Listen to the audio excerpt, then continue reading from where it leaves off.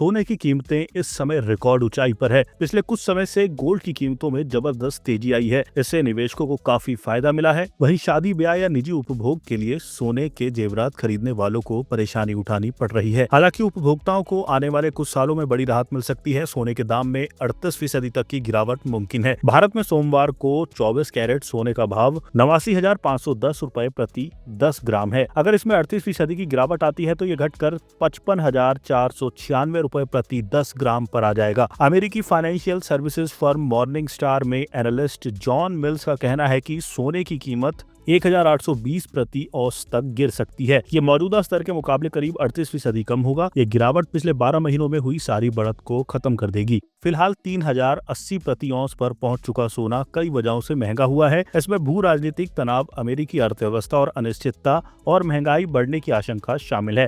इसके कारण निवेशक सुरक्षित निवेश की तलाश में सोने का रुख कर रहे हैं। खासकर अमेरिकी राष्ट्रपति डोनाल्ड ट्रंप की ट्रेड वॉर ने वैश्विक स्तर पर अस्थिरता बढ़ाई है। इससे गोल्ड की कीमतों को हवा मिली है। जॉन मिल्स सोने के दाम में भारी गिरावट आने के कई ठोस कारण गिनाते हैं। आइए एक एक उन कारणों को समझते हैं। पहली वजह यह है कि गोल्ड की सप्लाई तेजी से बढ़ रही है। जब सोना महंगा होता है तो ज्यादा लोग इसे खनन करने लगते हैं। 2024 की दूसरी तिमाही में सोना निकालने वालों का औसत मुनाफा 950 प्रति औंस था, जो 2012 के बाद सबसे ज्यादा है। 2024 में दुनिया में सोने का कुल भंडार 9% बढ़कर 2,16,265 टन हो गया है। कई देश, खासकर ऑस्ट्रेलिया, बड़े पैमाने पर सोने का उत्पादन बढ़ा रहे हैं। इसके अलावा पुराना सोना भी बड़े पैमाने पर रिसाइकल किया जा रहा है। इससे बाजार में उपलब्ध सोने की मात्रा और बढ़ रही है।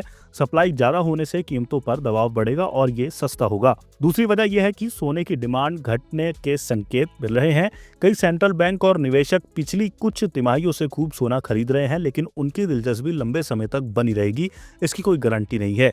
2024 में सेंट्रल बैंकों ने 1,045 टन सोना खरीदा। ये लगातार तीसरा साल है जब खरीद 1,000 टन से ऊपर रही। लेकिन वर्ल्ड गोल्ड काउंसिल में सर्वे में 71% सेंट्रल बैंकों ने कहा कि वे अगले साल अपनी गोल्ड होल्डिंग्स घटा सकते हैं या जस की तस रखेंगे। इस तरह 2020 में जब कोरोना महामारी आई थी तब सोने की कीमतें तेजी से बढ़ी थी, लेकिन हालात सुधरते ही कीमतें गिरने लगी थी। इतिहास गवाह है कि जब किसी उद्योग में सौदों की संख्या तेजी से बढ़ती है तो ये कीमतों के शिखर पर होने का संकेत हो सकता है। 2024 में सोने के उद्योग में डील मेकिंग 32% बढ़ी, जिससे जाहिर होता है कि सोने का बाजार अपने उच्चतम स्तर पर हो सकता है। इसके अलावा हाल के महीनों में सोने से जुड़े नए निवेश फंड यानी ETF भी बढ़े हैं, जो अतीत में कीमत गिरने से पहले देखे गए हैं। ये सभी फैक्टर संकेत देते हैं कि गोल्ड का रेट पीक पर है और इसमें बड़ी गिरावट आ सकती है। बेशक जॉन मिल्स सोने की कीमतों में 38% की गिरावट आने की आशंका जता रहे हैं, लेकिन कई बड़े विश्लेषकों की राय इसके ठीक उलट है। वॉल स्ट्रीट के कई बड़े एनालिस्ट अभी भी सोने की कीमत और बढ़ने की उम्मीद कर रहे हैं।